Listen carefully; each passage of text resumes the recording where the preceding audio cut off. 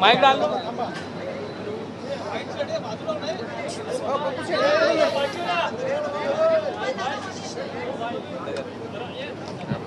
ये रोल का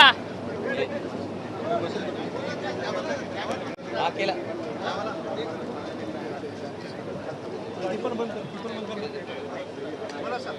सर 1991 सालापासून विधिमंडळामध्ये झालेला दादांचा राजकीय प्रवास, 35 वर्षाचं सातत्य या विधानभवनाने दादांच्या रूपाने अनुभवलं।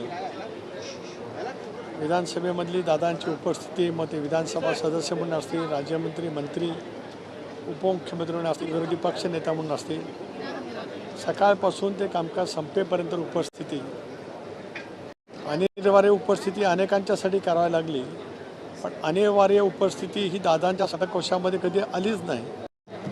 कारण त्यांनी अखंडपणाने गेले 35 वर्ष महाराष्ट्राच्या विधानसभेच्या या प्रांगणात ज्या पद्धतीने उत्तम संसदीय कामकाजाचा एक वेगळा ठसा राज्यभरामध्ये आणि देशभरामध्ये उमटवला, असा एक झंझावात आज शांत पडलेला आहे।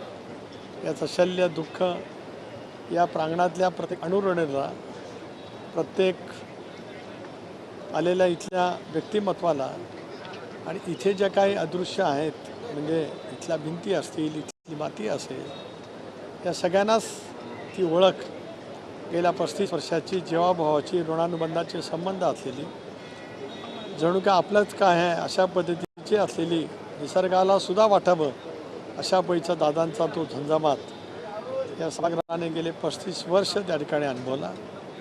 सभागृहातली त्यांची अभ्यासपूर्ण भाषणं, दीर्घकाळ मांडलेला, सर्वाधिक मांडलेला अर्थसंकल्प, राज्याच्या आर्थिक स्थितीच्या बाबतीमध्ये त्यांनी वेळोवेळी घेतलेली खबरदारी, त्याचबरोबर राज्याच्या हितासाठी घेतलेले निर्णय, त्याच्यासाठी दिलेला फार मोठ्यासाठी निधी, सर्व समाजासाठी, सर्व घटकांच्यासाठी त्यांनी घेतलेले निर्णय, आणि निर्णय घेत असताना सभागृहातली त्यांची वेगवेगळी भाषणं, हे सुद्धा एक तऱ्हेचं ग्रंथ होऊ शकेल।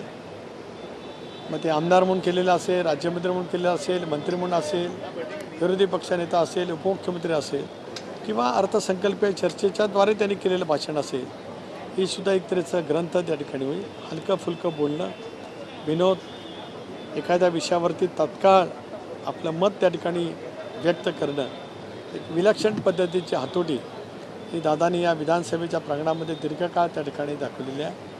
त्यांचा सहकारी म्हणून 95 ते 2014पर्यंत विधानसभेचं सहकारी म्हणून जी वाटचाल राहिली, आणि 14 ते 18 या कालावधीमध्ये त्यांचा सहकारी म्हणून विधान परिषदेतली माझी वाटचाल मी अनुभवली। नेता किती मोठा, दिलदार, किती मोठ्या मनाचा असू शकतो। विधान परिषदेत माझं एक भाषण होतं, त्यावेळेला विधानसभे परिषदेच्या अध्यक्षांच्या, सभापतींच्या अविश्वासाच्या ठरावाच्या वेळेला, त्यावेळेला ऐकण्यासाठी सर्व आमदारांना घेऊन विधान परिषदेच्या गॅलरीमध्ये उपस्थित असलेले दादा, तो क्षण मला आठवतोय। मी खाली भाषण करतोय आणि माझ्या समोरच्या वरच्या गॅलरीमध्ये दादा आणि त्यांचे सर्व सहकारी मी करत असलेल्या भाषणाला दाद देत आहेत। एक नेता आपल्या सहकार्याच्या वरती किती प्रेम करतो, व्यासंगी विचार आपला सहकारी करत असलेल्या, व्यक्त करत असलेल्या भावना ठामपणाने त्याच्या पाठीमागे ज्या पद्धतीने ते सतत उभे राहिले, आज सारंच काय आम्ही गमावलेलं आहे। मी व्यक्तिगत जीवनामध्ये खूप गमावलं आहे, या विधानभवनाच्या प्रांगणाने सुद्धा खूप गमावलं आहे, मंत्रालयाच्या इमारतीने खूप गमावलं आहे, प्रशासनाने सुद्धा गमावलं आहे, आणि महाराष्ट्रातल्या 13 कोटी जनतेने सुद्धा आपल्या जवळचा, आपल्या कुटुंबातील एक व्यक्ती आज आपल्यातून गेला आहे। ही हळ प्रत्येकाच्या मनामध्ये दीर्घकाळ त्या ठिकाणी राहील। त्यांच्या विना विधानसभेच्या प्रांगणात प्रवेश हा आमच्या सर्वांच्यासाठी खूपच क्लेशकारक नक्कीच त्या ठिकाणी आहे। असंख्य अशा आठवणी आहेत या प्रांगणातल्या, की ज्या आठवणीच्या वरतीच पुढचं जीवन जगणं एवढंच माझ्या हातात आहे। धन्यवाद। राज्यसभेसंदर्भात काही निर्णय झाला आहे? मी केवळ दादांच्या प्रती भावना व्यक्त करण्यासाठीच या ठिकाणी आलेलो आहे। आज संध्याकाळची शोकसभा झाली की मग 26 तारखेला आमची राष्ट्रीय अध्यक्षांची निवड आहे, त्यावेळेला मी जरूर राजकीय त्या विषयावरती बोलेन। आजचा विषय माझा सीमित ह्या प्रांगणामध्ये येणं, इथल्या मातीला स्पर्श करणं आणि दादांची आठवण हृदयामध्ये साठवणं, याच भावनेतून आज मी या प्रांगणामध्ये आलो। धन्यवाद।